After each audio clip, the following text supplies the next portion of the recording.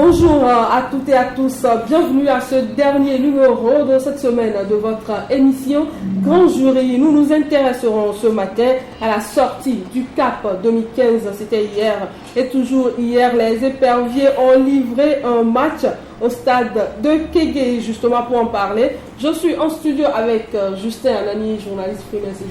Justin, bonjour. Bonjour Anita, bonjour à tous les fidèles de votre émission. Et notre second invité, Ibrahim Acha, le directeur de publication de Temps Nouveau. Ibrahim, bonjour. Bonjour Anita, bonjour tous ceux qui nous suivent en ce moment. Voilà, avant d'aborder ces deux sujets, Justin, il paraît que ça chauffe actuellement au niveau de la colombe de la paix. Effectivement, donc en venant tout à l'heure, j'ai emprunté la voie qui mène de Décan à la colombe de la paix. C'est là où j'ai constaté qu'il y a un attroupement inhabituel.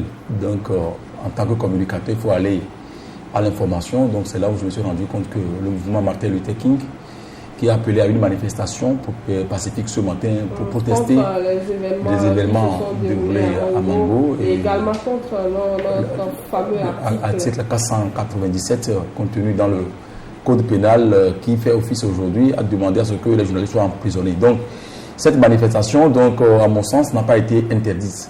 Donc, je ne sais pas comment ça s'est passé et qu'en écoutant monsieur Pasteur Edokomi, donc, il a laissé entendre que jusqu'au jour d'aujourd'hui, c'est-à-dire hier, donc, les discussions entre le gouvernement et son mouvement se passent très bien, que la manifestation va se tenir dans des conditions idéales. Maintenant, ce matin, je ne sais pas comment ça s'est passé, les forces de l'ordre ont fait irruption sur les lieux, donc beaucoup d'ailleurs, avec tout ce qu'il y a comme matériel peut-être de répression d'une manifestation. On en était là, donc je cherchais à en savoir plus quand, d'un seul coup, donc la masse a décidé d'aller sur la voie publique et commencer par manifester, et les forces de l'ordre ont dit non, il ne faut pas se laisser faire, et donc ça a commencé. Et c'est pratiquement cela. Se laisser faire comment? Est-ce que les manifestants ont provoqué les forces de l'ordre? Non, jusque-là, ce que moi j'ai vu, parce que j'ai aussi les images, il n'y a pas eu de provocation. J'ai pu constater également que les discussions entre le pasteur Edokomi, le premier responsable de ce mouvement Martin Luther King, avec un officier de police qui a été dépêché sur les lieux, donc laisse entendre que, bon, jusqu'au jour d'aujourd'hui, on ne leur a pas demandé d'encadrer la manifestation. Ce qui suppose de go que le pouvoir n'est pas prêt à accepter à ce que cette manifestation ait lieu. Donc la masse aussi qui était tellement si dense a décidé d'aller braver cette fameuse interdiction entre guillemets qui ne dit pas son nom. Donc c'est pas du tout ce moment-là que ça a commencé par perter, donc les gaz lacrymogènes et puis bon, des jets de pierre, course-poursuite, et c'est la débandade pratiquement. Bon, avant que je n'arrive ici, c'est la course-poursuite un peu dans le quartier bas sud de Tocoin et la Vagnon là-bas, et puis de l'autre côté également sur la voie qui est en train d'être aménagée notamment vers Agora Senghor, et puis un peu partout, les policiers, les gendarmes sont un peu positionnés un peu partout. Et je pense que c'est une situation qui diffère la chronique, et puis je ne sais pas comment ça va se dérouler, ça va continuer, mais tu portes à croire également que tel que ça s'annonce, et surtout que dans cette lignée, donc CAP 2015 a appelé à manifester le 21 novembre prochain, pratiquement pour la même cause, et tel que ça évolue là, il faut quand même dire que le lendemain ne s'annonce pas rose. Sincèrement, il faut avoir le courage de le dire. Ibrahim, pourquoi tant de répression ces derniers temps? Qu'on se souvienne, il y a seulement une semaine, les gens ont perdu la vie. Aujourd'hui encore, des répressions par rapport toujours aux manifestations. Non, moi je dirais seulement qu'il y a un cadre légal de manifestation dans notre pays. Et vous savez que nous avons la loi Bodjona qui organise et régit tout ce qu'il y a comme manifestation publique dans notre pays. Donc c'est bien dit que si une entité ou bien une organisation ou bien une association veut organiser une manifestation, il y a des dispositions à prendre. Il faut aller au ministère de l'administration territoriale, des collectivités locales et de la décentralisation pour faire tout ce qu'il y a comme formalité. Et aussitôt... Comme il est au téléphone, il nous a dit qu'il a fait toute cette démarche. Oui, mais quand vous faites cette démarche, il faut attendre aussi. Il y a l'accord qui est donné, puisque vous devez avoir forcément un accord. Et aussi, il y a la mairie, la municipalité, les autorités municipales aussi, qui interviennent dans cette chaîne. C'est là où moi je trouve un peu d'anomalie. Anomalie en ce sens que quand vous avez déclaré votre manifestation au niveau de l'administration territoriale, je ne comprends pas pourquoi il y a aussi les autorités municipales qui parlent de leurs compétences à ne pas pouvoir, ou bien du nombre infime, ou bien le plus souvent ils parlent de risque de dérapage et ils refusent à ce que ces manifestations se tiennent. Bon, quand vous allez encore plus loin dans les analyses, vous comprenez que certaines fois c'est délibérément que ces autorités municipales décident que ces manifestations ne se tiennent pas. Et quand on sait la coloration de ces autorités municipales, vous savez que la délégation spéciale, ce n'est pas l'émanation de la volonté populaire, c'est des gens qui ont été nommés et vous devez comprendre qu'ils ont aussi, comme on le dit, ils sont redevables à ceux qui les ont nommés, donc ils doivent faire tout ce qui est de leur possible pour que l'image de ceux qui les ont nommés ne se gratigne pas. Donc voilà un peu, si je peux l'appeler ainsi, les désordres et les désagréments auxquels nous assistons lorsqu'il y a des manifestations. Et vous savez qu'au niveau de la police, c'est lorsqu'il y a risque de dérapage, ils interviennent. En même temps, ils n'attendent pas que les gens commencent, qu'il y ait dérapage avant qu'ils n'arrivent. C'est des gens qui ont reçu des formations d'anticipation. Et donc, quand il y a déjà un attroupement, ils sont là pour encadrer. Et lorsqu'ils constatent qu'au niveau de l'encadrement, il y a des risques de dérapage, ils profitent en même temps pour disperser les gens. Ce n'est pas une répression en tant que telle, dans le sens, disons, strict du mot, fort du terme, comme tu venais de le dire. La répression suppose qu'on on bastonne les gens et on refuse à ce que ces personnes soient là-bas. Mais je ne pense pas que ce soit le cas, mais c'est des risques de dérapage qui amènent le plus souvent les forces de l'ordre à disperser les gens. Puisque c'est avec les gaz lacrymogènes, c'est les armes conventionnelles, c'est ce qui est dit en matière de sécurité pour pouvoir disperser les foules et maintenir l'ordre public. Voilà, Justin, cette manifestation, c'est pour également dire non à l'article 497 du nouveau code pénal. Mais au même moment, il y a des confrères qui sont d'ailleurs nos grands frères dans le domaine qui disent que cet article n'a pas besoin de relecture. Bon, avant d'en arriver là, peut-être j'aimerais également revenir sur la manifestation de ce matin parce que, à ce que je sache, si j'ai bonne mémoire, nous sommes dans un régime de déclaration. Ce qui suppose que lorsque une entité est légalement constituée et demande à manifester, donc elle s'adresse à l'autorité municipale et non au ministère. Et c'est à partir de ce moment-là que l'autorité municipale informe par correspondance le ministre de la Sécurité ou le ministère de la Sécurité afin que des dispositions idoines soient prises pour encadrer la manifestation. Maintenant, s'il y a des dispositions ou s'il y a risque, ou si l'autorité municipale trouve que l'itinéraire choisi ou le point de chute de la manifestation ne colle pas avec certaines réalités, à partir de ce moment-là, il peut chercher à rentrer en discussion avec les organisateurs si éventuellement on ne peut pas trouver donc de consensus, de points sur lesquels on peut évoluer de façon convenable. Au cas où, et cette démarche doit se faire 72 heures bien avant la tenue de la manifestation. C'est ce que dit la loi, si j'ai bonne mémoire. Oui.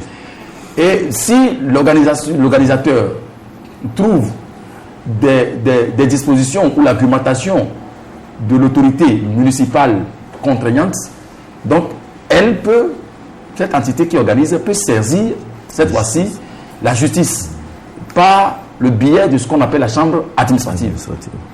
Et pour la plupart du temps, c'est une audience qui se tient en référé d'heure à heure, parce que le temps est tellement pressant. C'est ce que dit la loi, si j'ai bonne mémoire, puisque je n'ai pas le texte à ma possession ici. Mais lorsque vous analysez la situation dans laquelle nous sommes, on se pose la question de savoir si véritablement nous sommes dans une démocratie ou dans une dictature. Parce qu'on estime qu'en réalité, on doit demander une autorisation. Et que c'est l'administration publique ou politique qui doit maintenant autoriser à ce que la manifestation ait lieu ou non. Si le politique, notamment le pouvoir, juge inopportune donc, cette manifestation, donc on a tellement des arguments pour l'interdire. Et c'est ce qui s'est passé également à Mango, où on avance des arguments, des universités comme quoi, bon, il y a une association qui s'appelle One Block, voilà, qui est organisée, qui est illégale, tout et tout.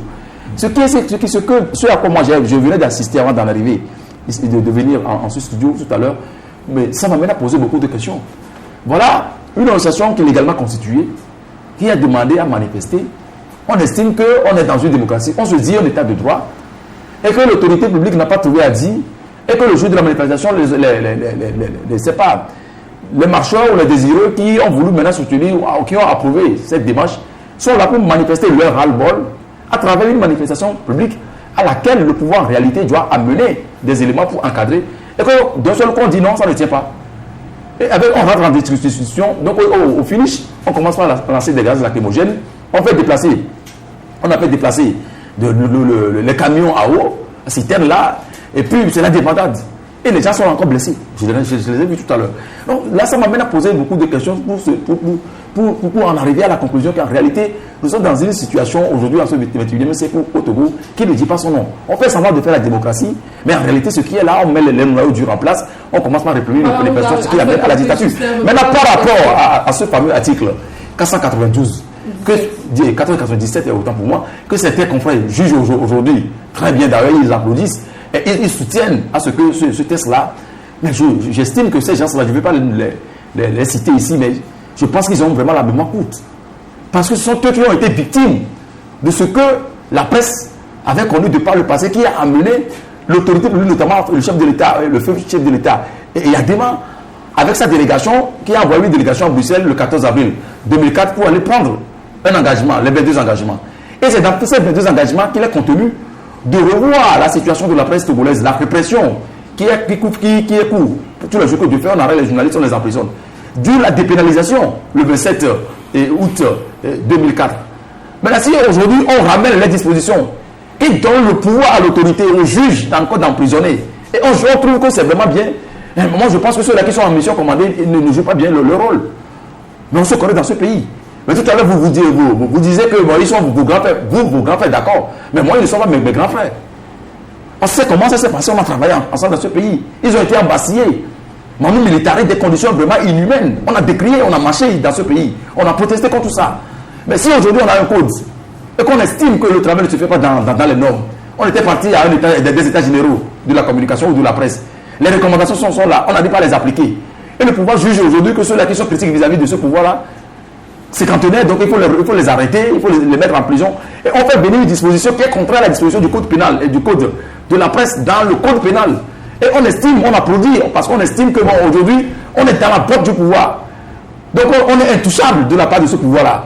Et qu'on soutient à ce que les autres soient quand même victimes de tout ce qui se passe là. Moi je dis que la roue de l'histoire tourne. Certains sont aujourd'hui en prison, ils n'ont jamais imaginé qu'ils seront là où ils sont aujourd'hui. Donc moi c'est là, moi je dis que ceux-là, moi je les écoute, mais je ne vais pas rentrer dans des discussions ou dans un débat quelconque contradictoire avec eux. Ils sont égaux à eux-mêmes, ils ne regardent que le nez, ils ne pensent qu'à leur ventre, ils n'ont qu'à rester là, ils continuent pas à dépendre l'indépendable. Ibrahim, dites-moi, est-ce que c'est seul le pouvoir qui peut user de cet article? Les partis politiques de l'opposition peuvent le faire également, donc personne n'est protégé. Non, effectivement, la corporation est en danger avec cette disposition contenue dans le code pénal, dans le nouveau code pénal. Et vous allez remarquer que presque toutes les associations professionnelles, toutes les associations de presse ont demandé à ce qu'il y ait une relecture, ou bien que cette loi soit purement et simplement retirée du code pénal. Vous comprenez donc qu'il y a péril en la demeure, et s'il y a certains aujourd'hui qui commencent, ou bien qui trouvent que cette disposition est une bonne disposition, bon, nous sommes en démocratie, nous n'allons pas imposer la pensée unique, mais il nous revient quand même de leur rappeler que face à tout ce que nous avons comme instrument, cadre juridique dans l'exercice de notre profession, cette nouvelle disposition vient créer, comme on le dit, en tout cas une confusion totale dans l'encadrement même de la pratique journalistique dans notre pays. Pourquoi nous le disons, nous avons un code de la presse libéralisé, très dépénalisé, qui garantit la liberté d'expression dans notre pays et garantit aussi la liberté de presse dans notre pays. Au même moment, il y a aussi l'autorité, la HAC, la Haute Autorité de l'Audiovisuel et de la Communication aussi, qui fait un très bon travail dans la régulation de la pratique journalistique dans notre pays.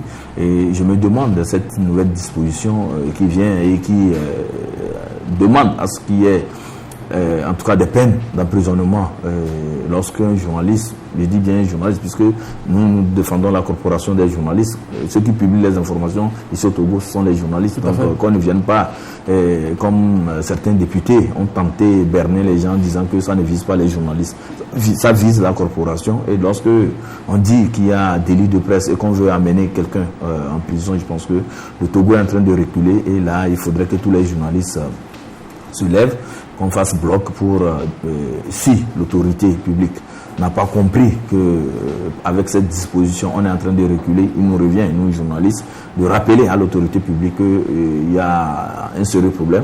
Si cette loi est contenue dans le nouveau code pénal, c'est que c'est le pays qui prend un coup au point de vue image et au point de vue respect des standards en matière de démocratie.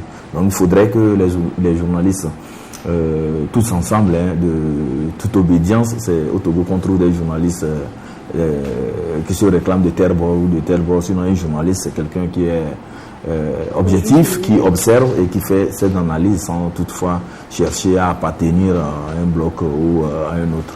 La pratique journalistique est universelle, donc il faudrait que chacun essaie d'une manière ou d'une autre défendre la corporation. C'est la corporation qui est face à une loi qui n'est pas de nature à assurer la bonne pratique journalistique dans notre pays. Bon, si certains estiment qu'ils sont des gens qui doivent défendre une position donnée, il faudrait quand même que dans ce qu'ils avancent comme argument, qu'on trouve de la pertinence. Pourquoi je dis cela ? C'est vrai qu'à un moment donné, il y a eu beaucoup de dérapages dans la presse. On a constaté que des informations avaient circulé, mais qui n'avaient pas du tout une certaine base, en tout cas d'objectivité.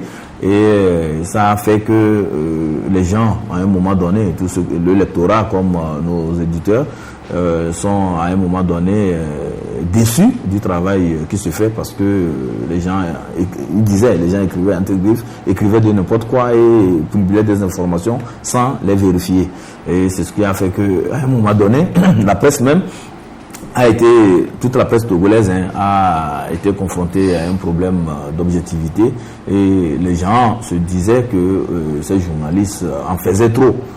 Bon, c'est vrai, quand on vous taxe d'avoir d'être versé plutôt dans les dérives et dans des dérapages très graves, ce qu'il y a mieux de faire, c'est un travail de pédagogie, un travail de renforcement des capacités et un travail de, comme on le dit, de nous donner encore plus des ingrédients pour pouvoir parfaire le travail. Mais quand on prend des dispositions pour envoyer le journaliste en prison, je me demande si en prison on parviendra à donner aux journalistes tout ce qu'il y a comme ingrédients nécessaires pour pouvoir parfaire son travail. Donc, grosso modo, la grande majorité des journalistes est contre cette disposition, cet article 497 du Code pénal.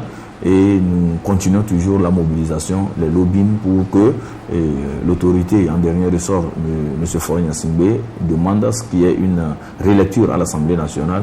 Et nous appelons aussi, en tout cas, au bon sens de certains députés qui, excusez-moi le terme, semblent suivre bêtement des consignes et ils n'arrivent pas à comprendre au fait pourquoi ils votent ces lois.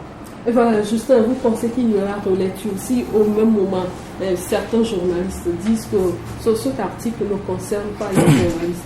Non, ceux qui estiment que cet article ne mérite plus d'être relu, donc je pense que c'est leur point de vue.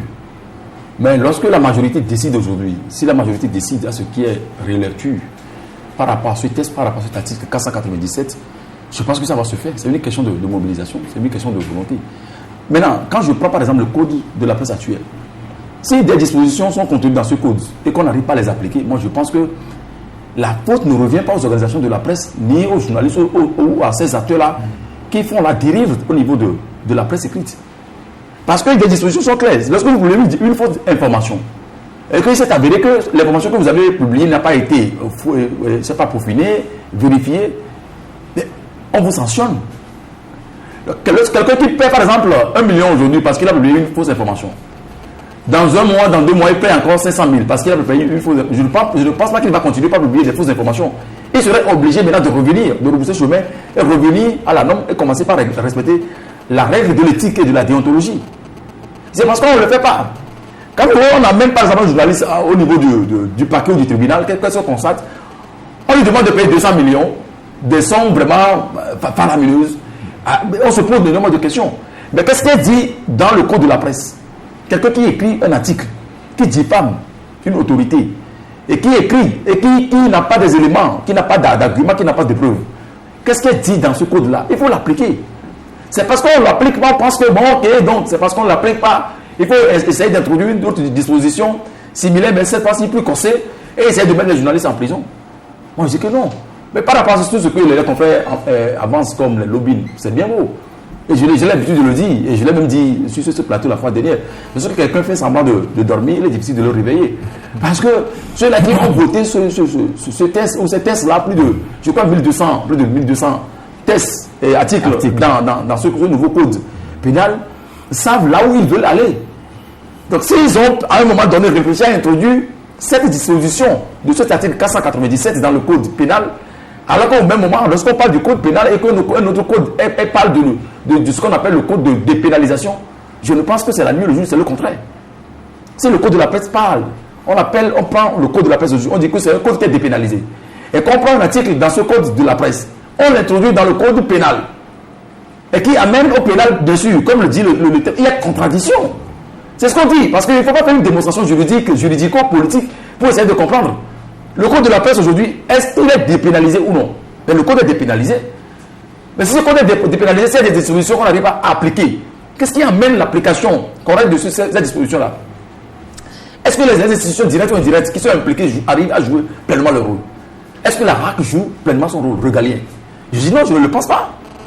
Est-ce que l'OTM joue pleinement son rôle? Je ne le pense pas. Et il y a d'autres associations également de la presse. Est-ce qu'ils arrivent à jouer pleinement leur rôle? Je ne le pense pas. Donc, à partir de cet instant-là, il faut se poser énormément de questions. Maintenant, qu'est-ce qu'il y a lieu de faire? Si on constate qu'à un moment donné, il y a dérive, il y a dérapage, mais il faut commencer par appliquer le test. La loi est faite pour être appliquée. C'est ça la démocratie. On ne fait pas la démocratie, on arrive à rédiger des beaux tests, on les met sous le placard, et puis on fait ce qui passe par la tête. On fait des démonstrations juridico impossibles pour condamner des journalistes. On les met en prison, on les fait sortir quand on veut. Je joue parenthèse pour parler également du cas de notre confrère Bolero Lawson. Mais le gars l'a arrêté parce que sur des arguments que moi je trouve vraiment insensés, et on le met en prison, il fait plus de 3 ans, et puis on le libère après sans procès. Mais c'est insensé dans une démocratie. Et c'est là que moi je reviens en conclusion pour dire que nous ne sommes pas dans une démocratie. Si véritablement on veut vivre dans une démocratie, il va falloir que la presse s'organise parce que c'est le quatrième pouvoir, que cette presse-là arrive à jouer pleinement son rôle et ne pas aller faire, je ne sais pas, de basse-bins au niveau des politiques pour aller soutirer de l'argent. Et puis aujourd'hui, voilà, il y a certains qui défendent un code vraiment qui n'a pas de tête ni queue. Voilà, Ibrahim, vous avez un mot à placer. Oui, sauf à dire que, comme mon confrère disait que nous ne sommes pas dans un état démocratique, mais moi je dirais plutôt, nous sommes dans un état démocratique au Togo, même si cette démocratie...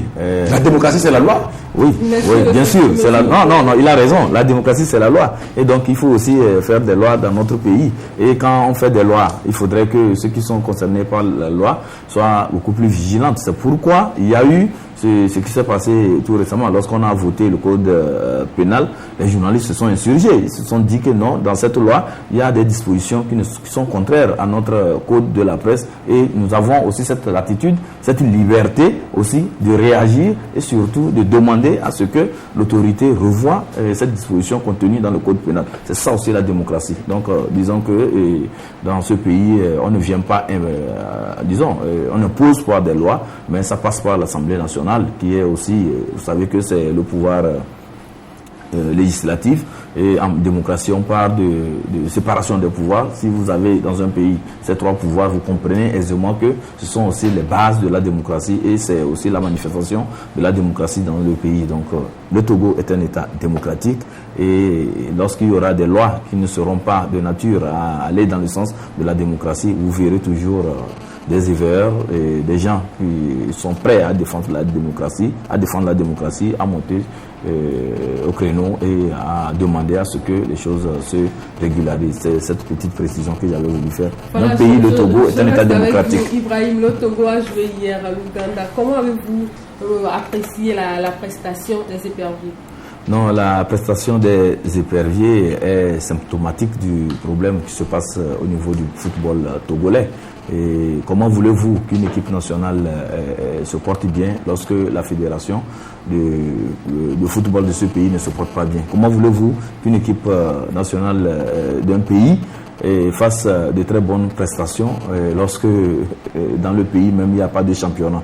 Voilà, des anomalies qui ne pouvaient pas amener les éperviers à gagner ce match. Même si l'Ouganda, on pense que c'est un pays qui, selon les dires des supporters hier, n'est pas aussi, disons, une équipe costaud. L'écran de l'Ouganda, ce n'est pas une équipe qui pourrait quand même venir à bout des éperviers. Et que nos ambassadeurs allaient vraiment nous offrir du beau spectacle sur le terrain de Kégué, aller jusqu'à gagner cette équipe. Je pense que c'était la désillusion totale hier. Les gens ont compris qu'il y a vraiment des problèmes sérieux dans le monde du football. Il faut comprendre, avant même ce match, le capitaine des éperviers, excusez-moi, je connais Adebayo Cheyi comme étant le capitaine. Il y a aussi Serge Akakpo qui par moment, lorsque Adebayo n'est pas là. Actuellement, c'est voilà. Serge Akakpo qui... C'est cette précision que je voulais faire. Pour dire que quand je dis capitaine des éperviers, c'est parce que Adebayo n'est pas au niveau quand même en tout cas de l'équipe qui a joué hier. C'est pourquoi je voulais revenir en parlant de Serge Akakpo, le capitaine, qui avait déjà sorti, qui avait publié une lettre ouverte depuis quelques semaines et qui a fait même des vagues dans notre pays. Et dans cette lettre, il a été clair que l'encadrement, ça ne va pas et qu'on ne fait pas aussi beaucoup d'efforts pour que les éperviers se portent bien en matière de football. Et c'est ça aussi qu'on a vu hier au stade de Kégué, une équipe en tout cas qui n'arrive pas à jouer convenablement comme il se doit. Et de deux aussi, les acteurs de football, ceux qui devaient encadrer ces joueurs, ceux qui devaient prendre des dispositions, prendre des initiatives pour que l'équipe renoue avec les victoires. C'est des gens qui ne parlent pas le même langage. Vous avez des présidents de ligue qui sont en bloc face à Antoine Folly, le comité de normalisation qui depuis son arrivée n'a normalisé rien, n'a pas réussi à normaliser quoi que ce soit au niveau de la fédération. Et c'est toujours des crises en crise, c'est des matchs qu'on avorte, c'est des matchs que le pays n'arrive pas à honorer. Et aussi au niveau du championnat national de D1, le ballon a cessé, ça fait pratiquement un an de rouler sur les stades de notre pays. Donc avec tout ce que je venais de dire, je ne pense pas que les éperviers pouvaient faire le miracle hier. Les Togolais aiment trop les miracles, mais je pense que le miracle ne peut pas arriver. Ça n'existe plus. Il faut éviter de penser qu'il faut attendre que le bon Dieu fasse quoi que ce soit, que les anges ou bien les dieux du Togo, les saints, quoi, la fassent quoi pour qu'il y ait le miracle. Il faut quand même se mettre au travail. Je pense que c'est le travail qui amène les gens quand même à aller vers la victoire. Alors, Justin, à qui la faute si les éperviers ont perdu hier? Est-ce la faute aux joueurs, à l'entraîneur ou au comité de normalisation? Bon, la faute à tout le monde. Je suivais un auditeur hier sur une chaîne de la place, et dans une émission interactive dessus, qui disait ceci, je cite, que le bon Dieu n'est pas seulement togolais, qu'il est aussi ougandais. Et à la fin de ce match-là, j'ai revisité encore sa pensée, pour savoir ce qu'il a voulu dire par là, et puis j'ai analysé, je dis, le gars là vraiment, il a vu bien, et puis il a su analyser la situation. Bon, le score d'hier, moi, ça ne m'a pas surpris. Peut-être que le Togo va gagner, ça va me surprendre. Parce que depuis un bon moment, il y a eu tellement de difficultés. L'équipe n'arrive plus à asseoir un bon football depuis que DJ 6, le français, est parti. Le franco-belge, je ne sais pas, Tom Saint-Fitz est arrivé avec les discours. Et finalement, je dis que c'est un littéraire.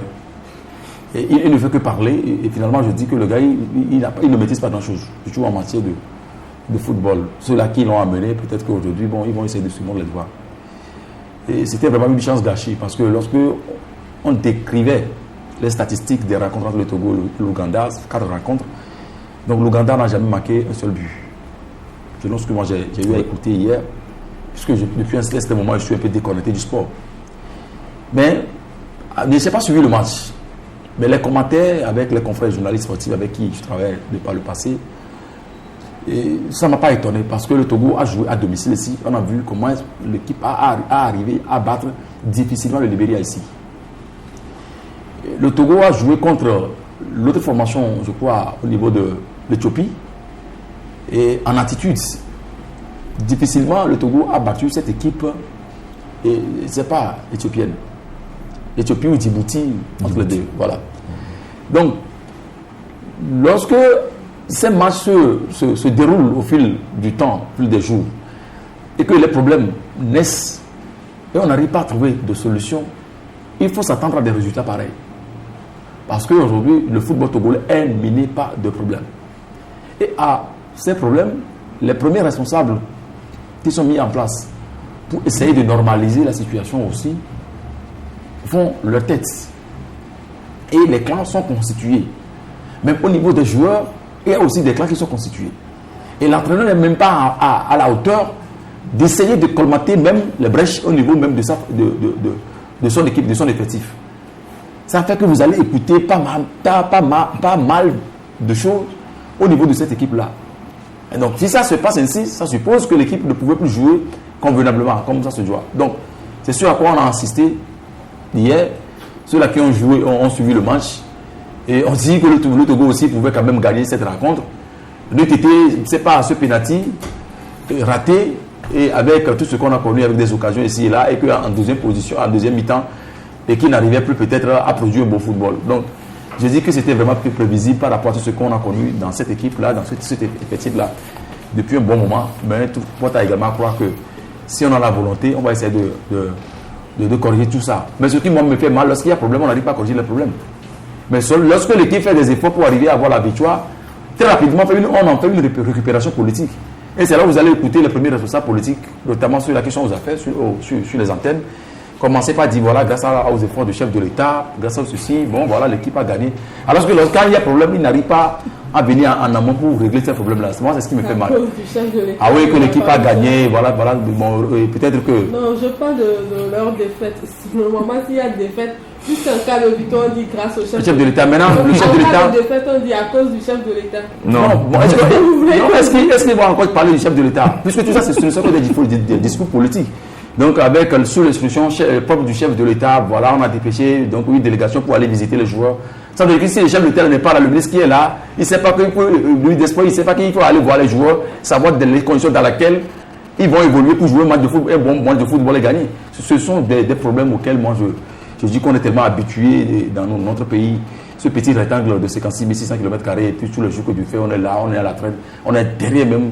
On est pratiquement le dernier des notes de la phase. Ça fait très mal. Voilà, Ibrahim, si nous suivons les commentaires, hier, il paraît que l'équipe togolaise manquait d'attaquants. Est-ce que la présence ou l'absence d'Adebayor a pesé dans cette défaite-là? Bon, la présence ou l'absence d'Adebayor, moi je dirais tout simplement que Adebayor c'est un joueur en tout cas exceptionnel. Il faut dire que sa présence au sein d'une formation de football crée l'effet psychologique en tout cas sur l'adversaire. Et quand Adebayor est sur le terrain, vous comprenez que c'est 2 ou 3 joueurs qui se dirigent vers lui pour pouvoir le contrer dans ses élans pour pouvoir marquer le but. Donc ça crée des vides dans les autres couloirs et ça permet à l'équipe togolaise de pouvoir asseoir son jeu et surtout à dicter sa loi sur les stades. Donc Adebayor, je dirais franchement que son absence a en tout cas réduit les chances du pays à pouvoir gagner le match hier. Et de deux aussi, il faut dire qu'au niveau des joueurs aussi, ce n'est pas aussi la forme. J'ai remarqué hier, bon, je n'étais pas au stade, mais quand j'ai suivi les quelques séquences au niveau de mon petit écran, j'ai remarqué que les joueurs avaient plus de la forme et c'était pas quand même des joueurs combatifs qu'on voyait sur le stade. Donc ça aussi, c'est dû à l'entraînement. Il faut dire aussi qu'au niveau de l'encadrement, un travail beaucoup plus sérieux n'a pas été fait. Et surtout quand on attend peut-être à 2 ou 3 jours du match avant de regrouper toute l'équipe, ça pose aussi un problème au niveau de l'harmonie du jeu. Donc voilà, beaucoup de choses. Mon confrère Anani a parlé de l'entraîneur qui est beaucoup plus médiatique que pratique. Et donc ça aussi, il faudrait qu'on recorrige un peu, en tout cas cette façon aussi de faire au niveau du stade, voir l'entraîneur asseoir son système de jeu, comme Didier Ciss a eu à le faire, et amener notre équipe nationale à voler de victoire en victoire. C'est ce que nous voyons, c'est ce que nous voulons et c'est ce que tout le monde souhaite pour le football au Togo. Maintenant, il faudrait aussi qu'il y ait une grande mobilisation au niveau national, que les amoureux du ballon rond, comme on le dit, du football, se mobilisent pour ramener notre international togolais au niveau de l'équipe. Je parle d'Adebayor. Pourquoi je le dis? Parce que pour le moment, le joueur prolifique que le Togo peut se targuer d'avoir, c'est Adebayor.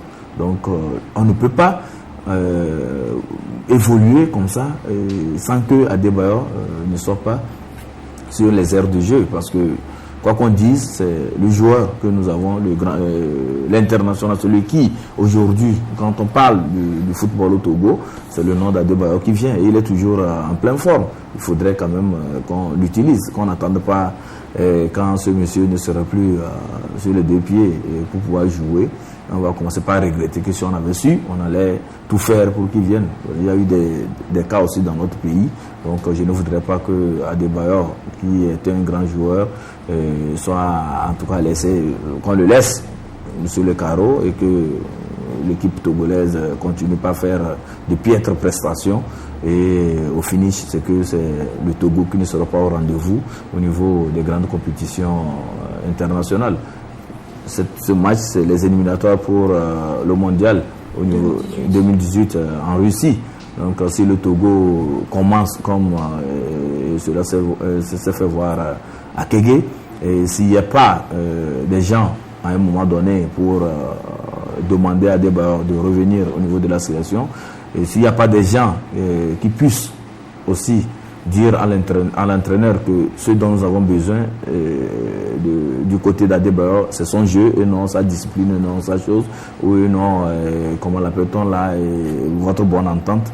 Et je pense que le football togolais va toujours être, en tout cas, dans l'abîme.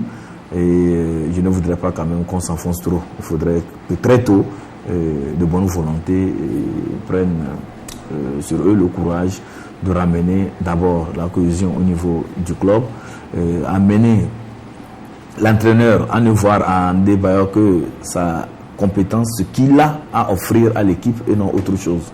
Et dites-nous, Justin, qu'est-ce que les autorités en charge du football peuvent faire aujourd'hui pour que le Togo gagne au moins le dimanche prochain? Bon, le Togo va gagner dimanche prochain, tout comme les Ougandais sont arrivés ici à Lomé et jouer et gagner. Le Togo aussi peut aller gagner parce que le football n'est pas mathématique. Mais ce qui est fondamental en matière de football, c'est la préparation. Parce que lorsqu'on se prépare correctement, on va à une rencontre de football, on la gagne, sans pour autant se poser beaucoup de questions. Maintenant, par rapport à l'effectif que nous avons aujourd'hui, moi je dis qu'on commet tellement une erreur fondamentale en matière de football. Et pour la simple raison que lorsqu'on parle d'une équipe nationale, la sélection nationale, on fait venir les meilleurs joueurs du moment. Ceux qui sont en activité, ceux-là qui jouent dans leur club respectif. Et ceux qui sont capables de changer le cours d'une rencontre. Que ce soit ceux-là qui sont les premiers acteurs, les 11 rentrants, ou que ceux-là qui sont sur le banc de touche. Mais lorsque vous n'avez pas un effectif comme ça, et que, bon, on ne fait que évoluer avec les anciens. Et que certains n'arrivent plus à avoir les jus nécessaires dans le genre pour pouvoir jouer, courir et puis défendre. C'est là où moi je dis qu'il y a problème.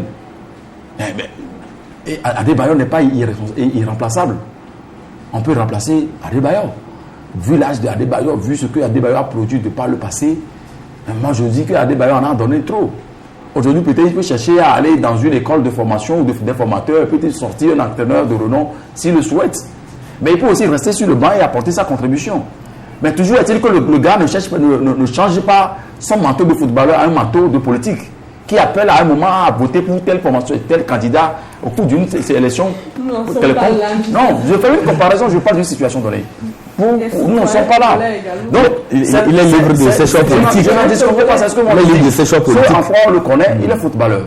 Maintenant, s'il veut aller dans ce schéma-là et apporter sa contribution pour que le Togo gagne de victoire en victoire, même s'il ne joue pas, je pense qu'il y a quand même des répondants qui sont quand même valables qu'on peut chercher et remplacer Adebayor. Il y a des 10 millions d'Adebayor ici au Togo. C'est parce qu'on ne fait pas des efforts pour aller les détecter. C'est parce qu'aujourd'hui, Adebayor, bon, si Adebayor finissant ou Adebayor mourant, entre guillemets, parce qu'il joue plus, il tape plus correctement dans le ballon, ça voudrait dire que dans ce Togo-là, on ne peut plus avoir des meilleurs joueurs capables de jouer le rôle d'Adebayor. C'est là où je fais la comparaison tout à l'heure pour dire que lorsqu'on évolue dans un registre, la vie est un choix. Soit on joue le football, on apporte sa contribution au football, ou alors on change notre chemin. Si c'est la politique, on fait la politique, on appelle à voter pour tel candidat et la vie continue. Maintenant, pour ce qui concerne le match de demain, je pense que c'est une question de volonté maintenant. Si les autorités sportives en charge de cette discipline au Togo veulent que ça puisse aller, il revient à l'heure de chercher, commencer par réfléchir, chercher les partitions, chercher les éléments. Qu'est-ce qui n'a pas marché? C'est ce qu'on appelle l'autocritique d'une rencontre de football. Ou l'auto-analyse, qu'est-ce qui n'a pas marché? Dans tel compartiment, qui a joué tant et que ça n'a pas marché? Quelles sont les difficultés que nous avons eues? Comment est-ce que l'équipe adverse a joué ici à Lomé? Maintenant, au retour, comment est-ce que l'équipe a l'habitude de jouer? L'état de leur pelouse là-bas, comment ça s'installer? Je pense que c'est à travers ces éléments-là, autour, qu'on va réfléchir maintenant pour voir si on peut amener une équipe véritablement à commando pour aller dicter la loi togolaise peut-être à cette équipe ougandaise qui, à mon sens, aujourd'hui, n'a pas aussi et au-dessus de cette équipe des éperviers. Sauf que, bon, nous sommes au Togo, la togolaiserie n'arrive jamais d'être écartée dans nos marmites. Et comme voilà, cette équipe ougandaise est venue ici nous battre. Si on ne fait pas attention, on risque encore d'avoir peut-être de moindre encore de la poussière. Voilà, je reste avec vous, Justin Anani. Pendant que les éperviers étaient sur le terrain, les responsables du CAP 2015 étaient en conférence de presse de l'autre côté de la ville et ils ont annoncé qu'ils ont une manifestation le 21 prochain. Ce sera à Lomé, à Takwame, Sokole, Dapao. J'ai une petite question qui fait un peu rire. Pourquoi pas Kara? Parce que nous avons 5 régions et là, on a cité que 4 régions. Bon, ça dépend de la stratégie politique et ça dépend de la stratégie politique et ça dépend également de l'effort organisationnel. Donc, c'est la politique, c'est sur le terrain politique. Il faut essayer de voir quels sont les éléments que nous avons à Kara, comment est-ce qu'on peut organiser, est-ce que ça peut prendre, est-ce que ça peut y aller. Voilà autant d'éléments. Je pense que quand on met tout ça dans la balance, on va essayer de voir quelles sont les pistes qui sont quand même accessibles ou qui peuvent faire bouger donc de ressources humaines, bien sûr, à travers cette manifestation-là. Je pense que cette manifestation s'inscrit dans le cadre même de ce à quoi on parlait tout à l'heure. Surtout aux événements malheureux de Mango, où CAP 2015 a dépêché des émissaires, une délégation dans la zone pour aller constater de visu ce qui s'est passé. Donc, un tas de choses, anomalies ont été révélées et nous sommes à Lomé qu'on ne savait pas. Il a été révélé que déjà le 23 mai 2015 de cette année, donc une cinquantaine de villages ont été brûlés dans la faune là-bas et des dossiers scolaires et des documents administratifs. Donc, des populations ont pris feu, même y compris une importante somme d'argent d'un commerçant. Donc, ces éléments-là auxquels les populations ont voulu maintenant protester, c'est ça qui a amené le drame de vendredi. Et il a été également dit que ça fait pratiquement le 3e vendredi que les jeunes marchent pacifiquement. Sauf que le vendredi dernier, le pouvoir a décidé maintenant de rentrer dedans.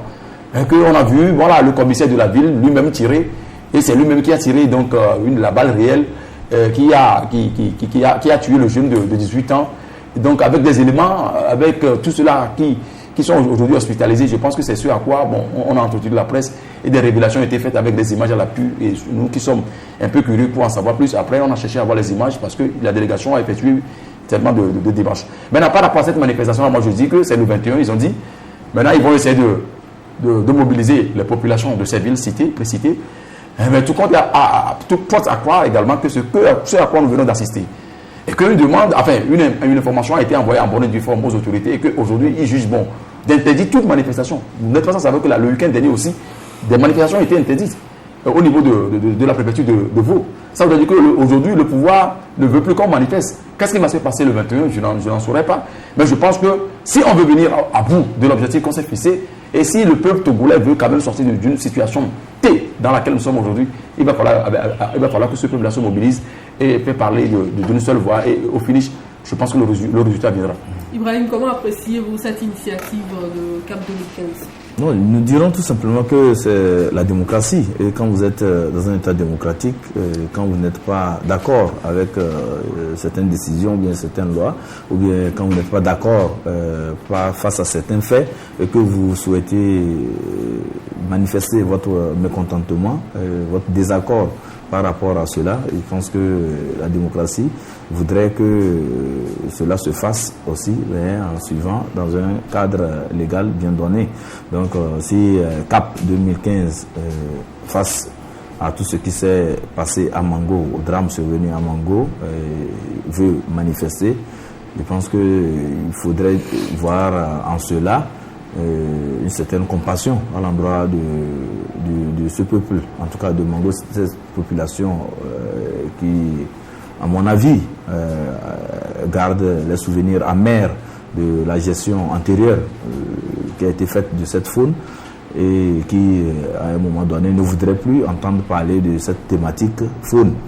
Donc, si, comme on l'annonce, les manifestations seront organisées à Lomé, à Sokodé, à Tapamé, à Dapaon, on n'a pas, vous venez de poser la question, entendu parler de Kara, tout de suite, l'idée qui peut nous venir à l'esprit, c'est que peut-être qu'on ne voudrait pas manifester à Kara et peut-être on pense à tort que cette zone est une zone hostile. Moi, je dirais tout simplement que toutes les formations politiques qui font partie du CAP 2015 fassent un effort pour que, au niveau de Kara, il y ait aussi cette manifestation.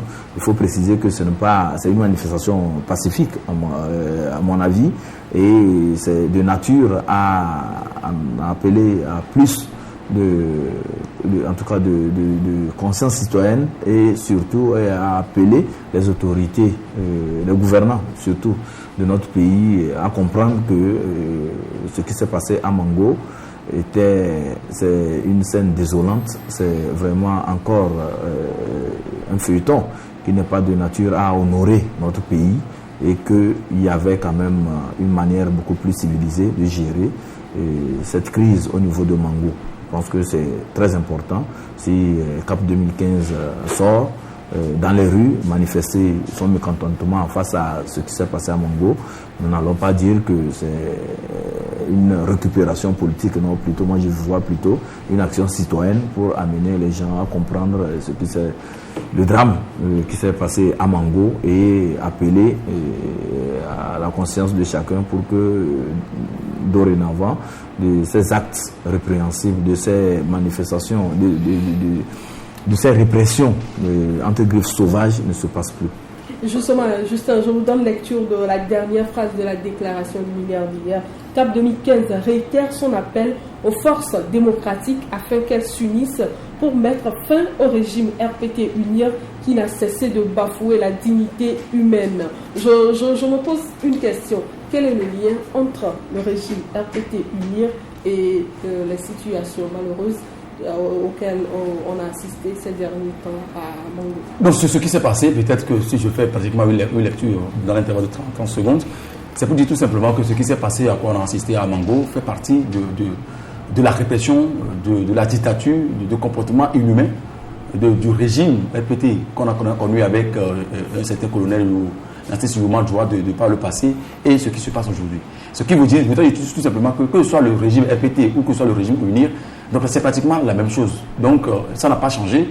Et que si les populations veulent venir à bout de ce régime dictatorial et philo-humain, inhumain, il va falloir également se mobiliser. C'est ce à quoi je dis que si aujourd'hui on appelle les forces démocratiques, il va falloir que ces forces démocratiques-là, qui se réclament véritablement démocratiques, puissent jouer leur rôle. Et qu'à partir de ce moment-là, je pense que le résultat attendu viendra.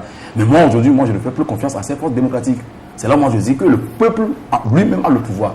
La souveraineté appartient au peuple. Donc si cette souveraineté appartient au peuple, je pense qu'il revient à ce peuple-là de se mobiliser, de dire son dernier mot. Bien sûr, il va y avoir les leaders devant qui vont essayer de donner les directives, mais le dernier mot revient à ce peuple.